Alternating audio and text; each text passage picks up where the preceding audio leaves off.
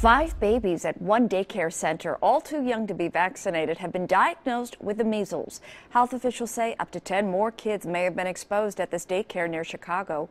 Public health workers are trying to pinpoint the source. Meanwhile, across the nation, there have been at least 150 measles cases in 14 states, including 1 case in Oregon, 4 cases in Washington. And a big concern in all of this, of course, is protecting babies because they are too little to get the vaccination. We wanted to know how you can find out if your baby could be at high risk for catching measles in a daycare or a preschool. Lisa Balick looking into this.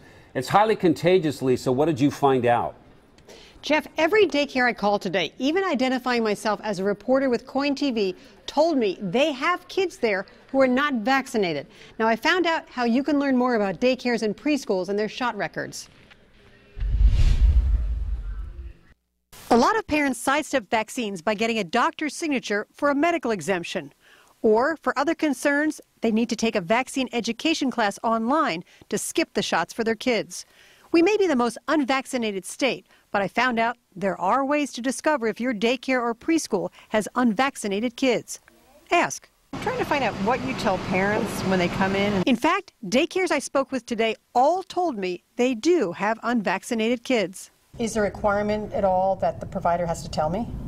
So we don't have any requirements at the state level about whether a provider shares that information. However, providers do report that information annually to the health department. The state keeps track of who's vaccinated at which daycares and schools. You can see a list of exemption rates in Oregon by school with 50 or more students.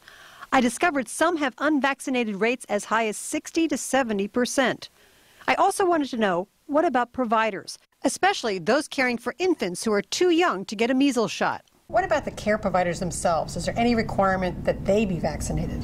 There's no regulation in Oregon pertaining to that. But after the measles outbreak among infants at the KinderCare near Chicago, the parent company Knowledge Universe, based here in Portland, is requiring all its daycare staff around the country who works with infants to be immunized.